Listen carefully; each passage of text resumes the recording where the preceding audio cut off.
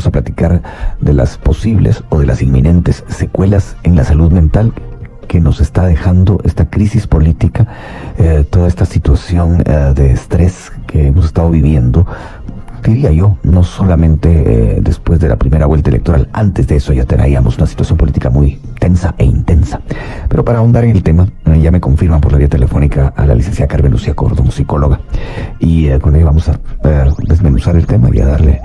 Pero antes de darle la bienvenida a la licenciada, creo que hay noticia. Carla Marroquín, adelante.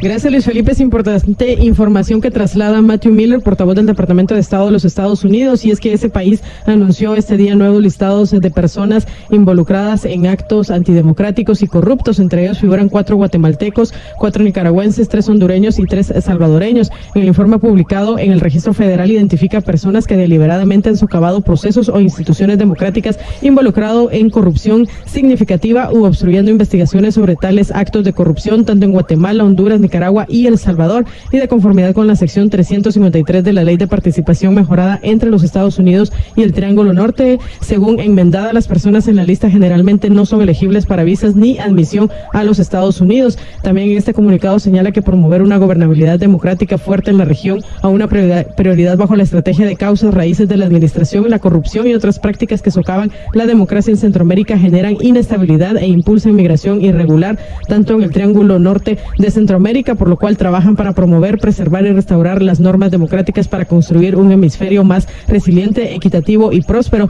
Es la información que se ha trasladado por parte del Departamento de Estado. No figuran nombres, únicamente se señala la cantidad de personas que están incluidas en estos nuevos listados. Emisoras Unidas, primera en noticias, primera en deportes. Gracias, Carlita, le agradezco mucho, y ahora sí le voy a dar la bienvenida a la licenciada Cordón. Qué manera de darle la bienvenida. Vamos a hablar de las secuelas de la salud mental de todas estas noticias que ocurren.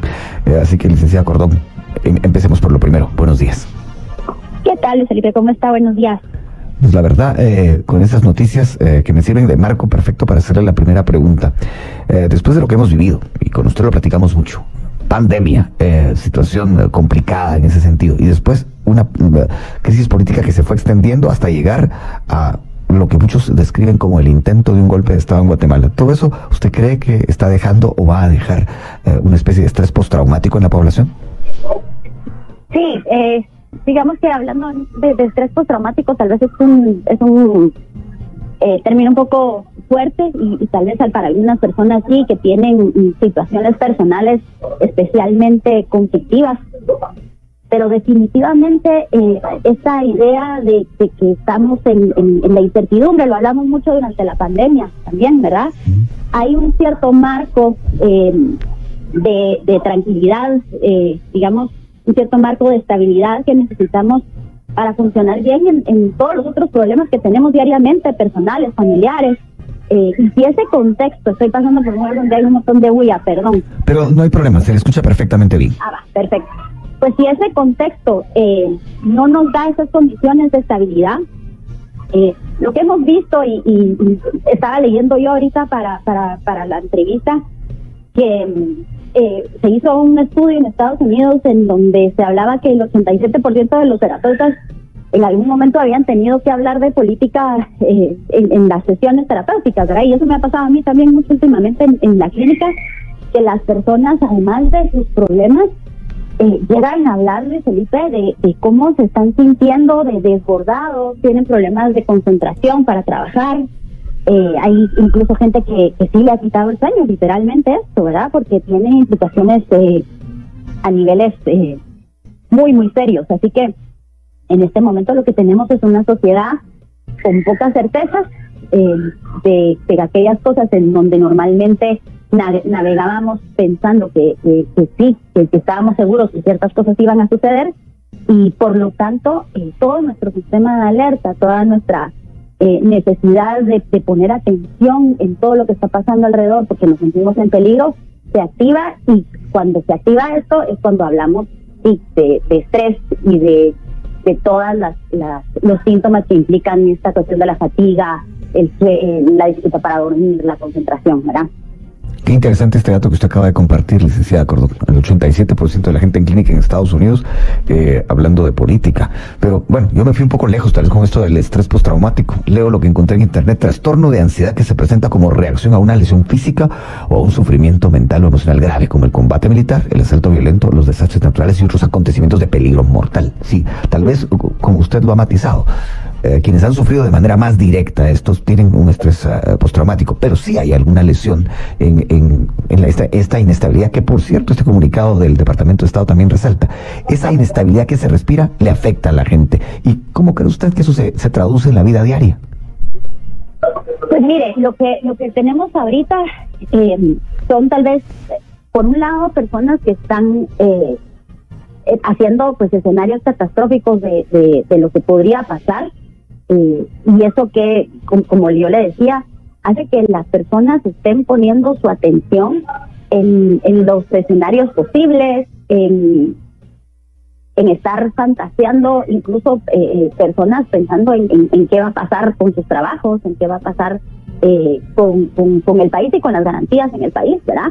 Una de las cosas que a mí me preocupa muchísimo en términos de las secuelas que puede dejar esto también es que la sensación de división social, Luis Felipe, la sensación de que las personas hoy día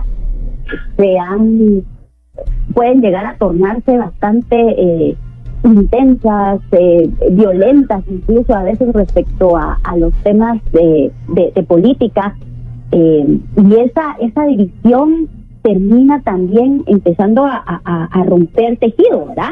A que la gente no se sienta del todo en confianza. Hay conflictos a nivel familiar porque las personas piensan de manera distinta, y realmente el tema de la política es un tema en el que todos deberíamos estar en algún momento informados. Los países necesitan ciudadanos que participen de las decisiones, que además voten por personas por las que se sienten representadas. Y todo este tema lo que ha hecho es que la gente sienta un hartazgo relacionado con la política. Y me parece que eso es una secuela muy grave también, porque más adelante la gente cuando oye hablar de democracia, de que las elecciones, incluso de ideologías, ¿verdad? Pareciera que a veces las personas tampoco tienen tolerancia para que las ideologías distintas convivan. Y tenemos entonces o gente que está consumiendo mucha información a nivel de política, desgastados, como pensando mucho compulsivamente en esto, o personas que se desligan totalmente y dicen yo ya no quiero saber nada de esto, y eso en términos de su bienestar individual del día le funciona, pero en términos a futuro y en cuanto a su agencia personal en la vida democrática del país, les hace daño también. Bueno, ahí me detengo un momento antes de ir a la pausa, licenciada Cordón. Sí, yo le iba a preguntar sobre la gente que decide desligarse y decir, yo no quiero saber nada, yo sigo con mi vida diaria y no me entero de lo que está ocurriendo en el país. Usted dice que, bueno, administrando su presente les va bien, desde el punto de vista de la salud mental, no desde el punto de vista ciudadano en cuanto a lo democrático. Pero ¿usted cree realmente que al final de cuentas aislarse y estar jugando a que no está pasando nada también de algún modo es una manera de mostrar una salud mental que no está del todo en buenas condiciones? Lo que pasa es que es una salud mental tal vez que lo que hace es buscar un bienestar muy temporal, ¿verdad? Muy del presente, que no está entendiendo que el bienestar es una cuestión que se construye con grandes conceptos, ¿verdad? Nuestro bienestar, por ejemplo, en términos del cuerpo, se construye porque podamos tener movimiento y hacer ejercicio durante todos los días, por ejemplo, y eso lo vamos a ver después como un rédito en nuestra salud. Pues un poco es esto también, ¿verdad? Quien es adulto tiene que entender que su salud mental no es solo yo haber podido hoy pasar mi día contenta, tranquila, ver cosas bonitas, no enterarme de nada malo y irme a mi cama a descansar, ¿verdad? Esto es buscar el alivio inmediato, pero en términos de madurez y de la construcción de nosotros como adultos, no estamos construyéndonos a nosotros como estas personas que entienden que el mundo que los rodea también tiene un impacto en ellos, va a tener un impacto en sus hijos, ¿verdad? Entonces, a largo plazo esto creo que le puede, en todo caso, salir peor.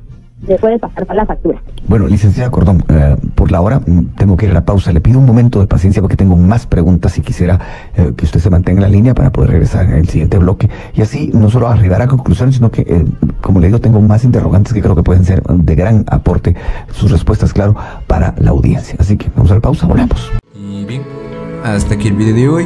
Recuerden que ustedes tienen la última opinión, la cual pueden dejar en la cajita de comentarios. Dicho esto, nos vemos en el siguiente video. Adiós.